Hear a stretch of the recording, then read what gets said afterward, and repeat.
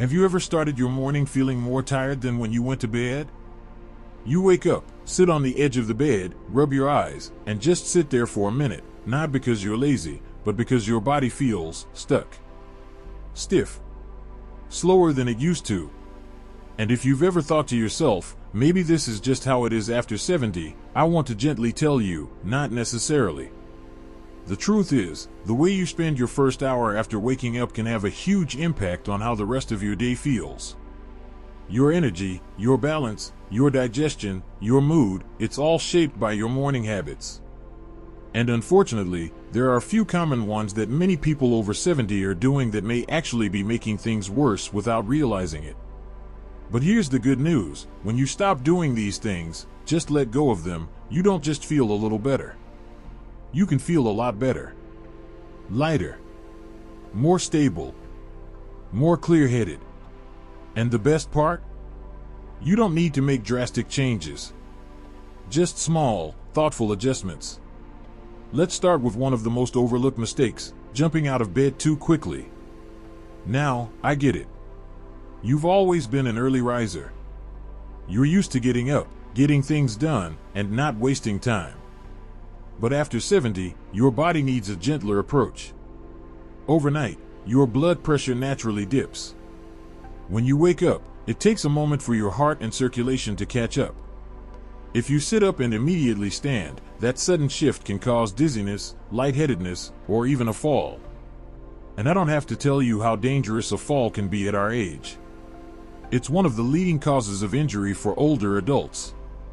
So instead of swinging your legs over and standing up right away, try this instead. Take a few deep breaths while you're still lying down. Stretch your arms. Wiggle your toes. Then sit up slowly. Let your feet touch the floor and just sit there for 30 seconds. Maybe rotate your ankles. Then, and only then, stand up. It may feel silly at first, but giving your body that extra minute to adjust can protect you from a stumble that could take months to recover from. Next, let's talk about something that seems innocent, but can really throw your whole system out of balance: skipping water first thing in the morning. Most people wake up and reach for their cup of coffee or tea. It's a habit built over decades. And yes, coffee has its benefits, but when it's the first thing that hits your system after 7 or 8 hours of sleep, it's not doing you any favors. Overnight, your body becomes naturally dehydrated. You lose moisture just by breathing. And when you wake up, your cells, joints, and organs are thirsty, even if you don't feel it yet. If you go straight to caffeine, which acts as a diuretic, you actually make that dehydration worse. That can lead to constipation, foggy thinking, fatigue, and even irregular heartbeat for some folks. So here's what I do, and it's changed my mornings completely. I keep a glass of room temperature water next to my bed. Before I even stand up, I drink it slowly. Not a gallon. Just one good glass.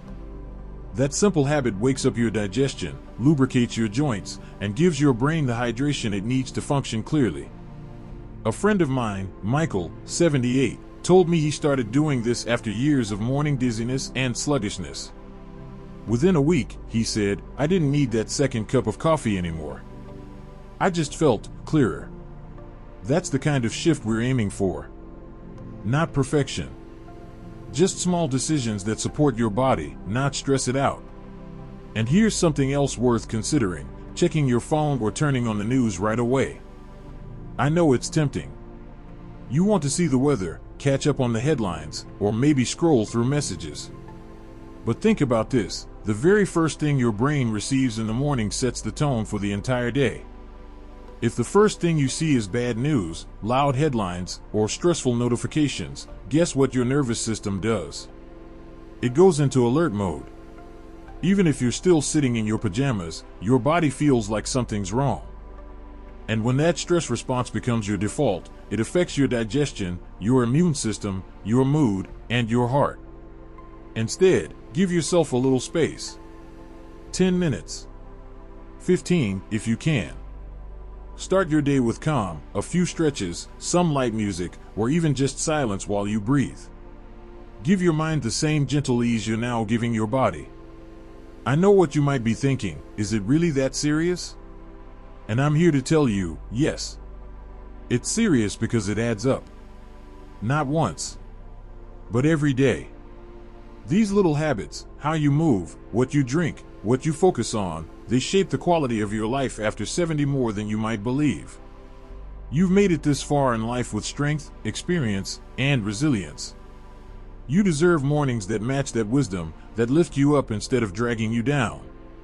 Let's keep this momentum going, because there's still one more morning habit that might be sneaking into your routine without you realizing how harmful it really is. And this last habit is one that sounds harmless, even comforting. But it can quietly sabotage your energy, your posture, and even your mood for the rest of the day. I'm talking about lingering too long in bed after waking up. Now, don't get me wrong, your bed is your sanctuary. It's warm, it's safe, and on days when the weather is gray or your body feels a little stiff, it's tempting to just lay there a little longer. Maybe check your phone, maybe stare at the ceiling, maybe doze in and out until you feel ready to start the day. But here's the catch: staying in bed too long after waking up confuses your body's internal clock. It tells your brain, I'm not really done sleeping, even though you're already awake. That confusion can lead to grogginess, moodiness, and a kind of fog that lingers well into the morning. More importantly, it delays your body's natural cortisol rhythm, that gentle rise of energy you're supposed to get from morning light and movement. Without that rhythm, you end up feeling drained even before breakfast. And when this happens day after day, your body starts adapting to the slower start. Muscles stiffen, circulation slows, and your natural motivation dips. A woman named Betty, 74, once told me, I thought staying in bed was my way of being kind to myself. But it turns out, the real kindness was getting up and giving my body a chance to move. She started placing her robe and slippers across the room so she had to get out of bed to reach them. It was a small change, but one that shifted her entire routine.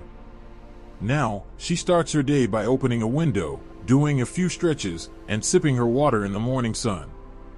It made me feel like myself again, she said. And that's what this is all about, not rules, not restrictions, but reconnecting with yourself. Listening to your body in the morning and giving it what it truly needs, a slow, steady rise. So let's take a moment here, because we've talked about a lot already. First, we're giving up the habit of jumping out of bed too fast. We're letting our circulation catch up and keeping ourselves safe. Then, we're replacing coffee first with water first, rehydrating before caffeinating to support digestion and clarity. Next, we're choosing not to flood our minds with stress the moment we wake up, giving our nervous system a gentle entry into the day. And finally, we're resisting the temptation to lay around too long. We're choosing to honor our natural rhythms and get the body moving with intention. None of these changes are extreme. In fact, they're all quite simple. But the power in them comes from consistency. From creating a morning that protects your balance, not disrupts it. That respects your age, not by slowing you down, but by supporting you in the right way. I know some people think, I've been doing mornings this way my whole life.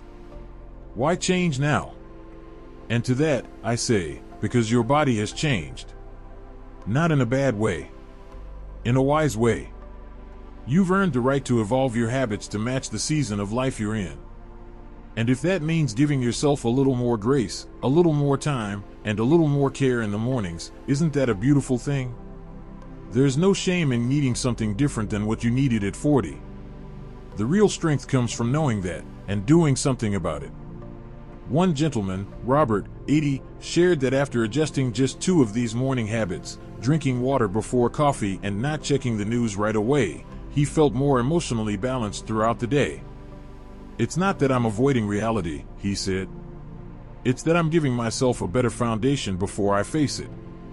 That's the mindset we're after. Mornings that build you up, not wear you down. So whether you're 70, 75, or well into your 80s, you are not too old to feel strong, to feel steady, to feel in control of how your day begins. Because how you start your morning shapes everything: your thoughts, your energy, your choices, your peace. If even one of these morning habits spoke to you today, I encourage you to give it a try. Just one. See how you feel. Notice the difference. Trust that your body is still capable of thriving. It just needs you to listen with love. And if any of this helped you, if you felt like, that's me, I do that, know this, you are not alone. You are part of a whole community of people who are learning, growing, and adjusting together, with wisdom, with courage, and with grace. Let's wrap this up with a final message, one that reminds you just how powerful small changes can be. Here's the truth, and I hope you let it sink in. You don't need a perfect morning. You just need one that supports who you are now. Because by the time we reach our 70s and beyond, mornings aren't just about routine anymore. They become an opportunity, a daily chance to reset, to nurture, and to affirm that we are still in charge of how we feel. And when we start the day with just a little more intention, everything else begins to shift. We feel a bit steadier on our feet. Our digestion works better. Our mood feels lighter. And most importantly, we carry a sense of quiet strength into the rest of the day. That's the gift of dropping old habits that no longer serve us. Now, let's gently review what we've embraced, not with pressure, but with pride. We stopped jumping out of bed too quickly, giving our circulation and balance time to catch up. That alone helps prevent falls, dizziness, and rushed starts that can set the wrong tone for the day. We replaced that instant cup of coffee with something our body actually needs first, water. Just one glass, right at the start, to hydrate our cells and gently wake up our system. We held back from flooding our minds with news, stress, or phone notifications first thing. Instead, we gave our brain space to arrive, calmly, quietly, and clearly. And we let go of the habit of staying in bed too long, not because it's wrong to rest, but because we know our bodies thrive on rhythm, light, and gentle movement to begin the day right. None of these choices require big effort, but they do require something even more powerful, awareness.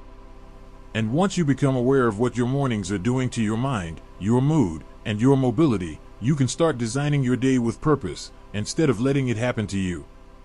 Let me tell you something personal. My grandfather used to say, "I'm not old, I'm seasoned." And that always stuck with me. Because with age comes wisdom, and the ability to say, I know better now. And because I know better, I'll do better for myself. You don't have to wait for a health scare or a major problem to start treating yourself more gently in the morning. You can start tomorrow, quietly, confidently, and notice the small differences. Less stiffness. More clarity. Fewer stumbles. More smiles. This isn't just about preventing mistakes. It's about honoring the body that's carried you this far and giving it a softer, wiser beginning to every day ahead.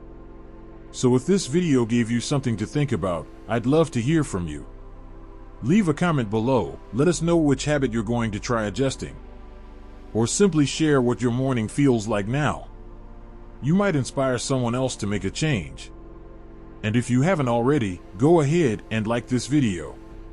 Subscribe if you'd like more honest, heart-centered conversations made especially for life after 60. No gimmicks. No fluff. Just practical wisdom, and a community that sees and respects you. You've made it through decades of change, growth, love, loss, laughter, and learning. And you deserve mornings that reflect just how far you've come. So tomorrow morning, before anything else, take a breath. Sit up slowly.